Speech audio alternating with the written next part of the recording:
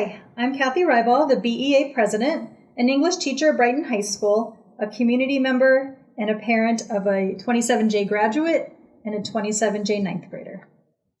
And I'm Janelle Asmus. I'm the Director of Communications for 27J, and I'm excited to be talking with you today with Kathey about some exciting news in 27J. Okay, if you would take a moment to read our hopes for this meeting. Our hopes for this meeting are for you to learn more about 27J schools. We're going to discuss our program, staff, and school building needs, and then we'll discuss options for our community. So how well do you know our school district? We've got 189 students earning STEM industry certificates in our schools right now. We have more than 45 businesses that are providing work-based learning opportunities. Think about apprenticeships or internships. And we have over 3,600 advanced courses that students are enrolled in right now that they can gain college credit for. Let's talk a little bit more about 27J schools. We have 23 traditional schools and 6 charter partners. This is the first year that we have 20,000 plus students, which makes us one of the fastest growing districts in the state. One of the things we're very proud about is that we have the highest graduation in Adams County at 86.2%. And we have many, many award-winning programs that take place in all of our schools. For us, enrollment, employment, and enlistment are very important. When we say enrollment, we are talking about the opportunity for kids to earn college credit at the high school level through AP classes and concurrent enrollment. For employment, we have a CTE program in each of our high schools that offers many, many ways for kids to earn industry certificate. And enlistment, currently we have a Civil Air Patrol Club, and we are excited that next year we'll be offering a Navy ROTC program at Prairie View High School. So what do we need to have an effective education system?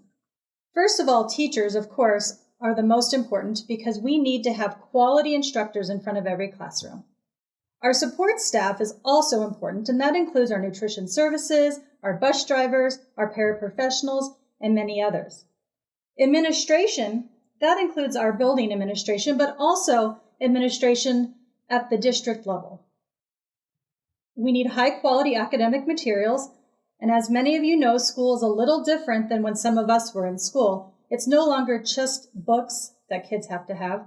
We have to spend a lot of money buying technology for one-to-web and other current academic materials. Finally, we need to have engaging learning environments, and a supportive community is something that we always need. Let's talk about some of the challenges that 27J schools face. Did you know that 27J is third from last in the state in per pupil funding? There are only 2 school districts that receive less money than we do, and that is Montezuma-Cortez and Pueblo 70. 27J's teachers make about 17% less than our neighboring districts because of that funding. Oftentimes, it's very hard for us to retain experienced teachers, and often they are leaving to neighboring districts where they can make a substantial amount of money more than they do in 27J. Lack of funding makes it difficult to keep our equipment and our materials updated for our kids. This lack of funding also can lead to having a lack of consistency in our high-quality courses that are available to all students. For instance, if you want your high schooler to be involved in welding, your high schooler would have to go to Prairie View High School. If you want your high schooler to be involved in phlebotomy, that is only offered at Brighton High School right now. We would like to offer all of these programs at all of our comprehensive high schools. Because of our growth, our schools are overcrowded. Our newest schools are outgrowing their capacity in 1 to 4 years. Quist Middle School, our newest middle school, has only been open for 1.5 years, and they already have a 4-classroom modular in use. Overcrowding is a real problem in all areas at all levels in our district. Before the 2015 school bond was passed, you may remember high schools were on split schedule to alleviate the crowding.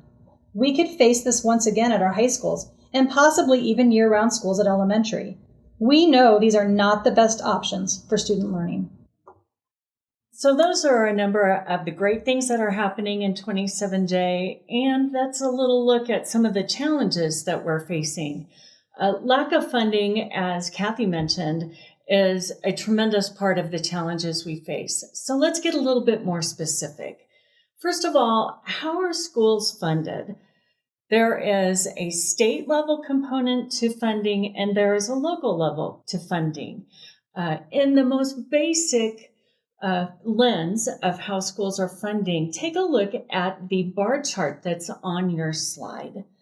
To the left, you see 27J funds its schools $8,214 per student. Conversely, you see in Adams 12 that they have $8,307 per student. Now, both of those blue bars represent what the state puts into funding per student per school district. They're roughly even. They take in a few considerations like poverty levels, numbers of students speaking a second language, and they take all of that into consideration, but it's roughly equal. Now look at the red bar. You may be able to see a tiny sliver of a red bar over the 27J schools. That small sliver represents $40 per student. What is that? That is where the local community back in the year 2000 approved local money to go towards local students and local programs. Compare that to Adams 12, where they have $1,763 per student. That's how much their community over time has voted to put towards their students across their district. So you can see that there is a huge gap between us and at least one of our neighbors. And what we can tell you is that same scenario is true across the state because, as Kathey said, we are the third lowest funded per student in all of the Colorado school districts. Okay, so what is one of our community options? A mill levy override. So what's a mill levy override? That's one of the options that we have to supplement how much the 27J schools are given per student. Those are funds that are approved locally and go towards local students in our school district. They're not sent to Denver. They're not sent to the state for redistribution across the state. No, these are funds that are given locally and used locally. And these can be used for people, programs, and operations. That's important to remember. A mill levy override is for people, programs, and operations, and that they stay local. So what will a mill levy override provide 27J schools? Well, one of the most important things is that it'll allow us to hire more teachers to teach our STEM and CTE programs at each of our high schools. Each school would also receive the equipment and materials to assure high-quality, consistent programs throughout the district. And when I say consistent, that goes back to what I was talking about earlier with our CTE programs and our STEM programs being offered at all three of our comprehensive high schools. Staff compensation would need to be increased so that we could be more competitive with our surrounding districts and we could retain the experienced teachers that we have. So what will this cost you? An increase of 8 mills would translate into $16 million to cover the cost of the package above. What that equates to is less than $5 a month per $100,000 of your home's value. So what would a bond issue provide 27J schools and 27J students? First of all, like the mill levy, these are local funds that would be used to build local new schools and facilities. A bond pays for upgrading technology, and it also helps address safety and security.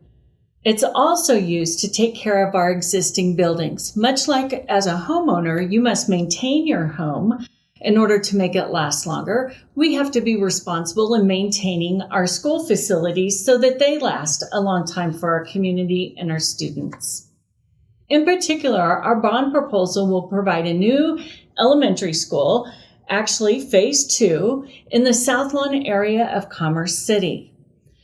It will also provide a new elementary school in the south or the west, depending on where we see growth occurring. It's also going to provide a STEM and CTE center at each of the comprehensive high schools. A new middle school will be developed in the southeast area of Brighton or the northeast area of Commerce City, again, looking at what the student enrollment and population numbers tell us. And there will be a new middle school in the west area where we are continuing to see growth. A new comprehensive high school will be built in the south area. Bell Creek Charter, Bromley East Charter, and Eagle Ridge Academy will have capital improvements made on their facilities. The new STEM school will also have new capital construction. Additionally, we are looking at a north transportation terminal because we have so many school buses to carry our growing enrollment number of children to their schools. More buses are needed, so a north transportation facility is really important to the district and our transportation duties. And finally, deferred maintenance. This is maintenance that we need to do on every single school to keep it at optimum operation and efficiency levels. And the bond will help us expand and enhance our safety and security measures. With growing numbers of students in each school facility, we can see there are issues with safety and security, and this would help address those to keep our schools safe. And finally, technology is one of those areas that we must keep investing in to make sure that our children are receiving cutting-edge technology tools and that our teachers are able to use technology to deliver the best instruction.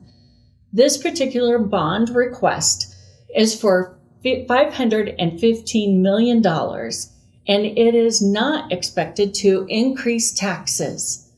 That's a great part to this proposal. There is no expected increases in tax rates in order to make this proposal possible. So what will a bond and a mill do?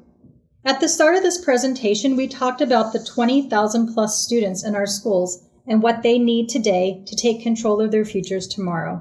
Even the kindergartners of today will soon be the nurses, the engineers, and the leaders of our communities. We believe every child should have the opportunity to choose the right path for them, whether that's a community college, a university, a career in the trades, or service to our country. To deliver on that belief, we must address the funding challenges that we face.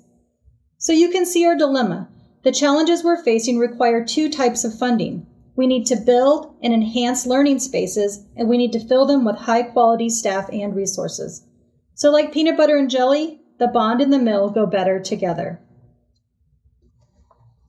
If you are interested in getting involved, please visit IBelieveIn27J.com to get more information. Thank you so much for listening today. Thank you. And if you have questions, leave us a comment on IBelieveIn27J.com.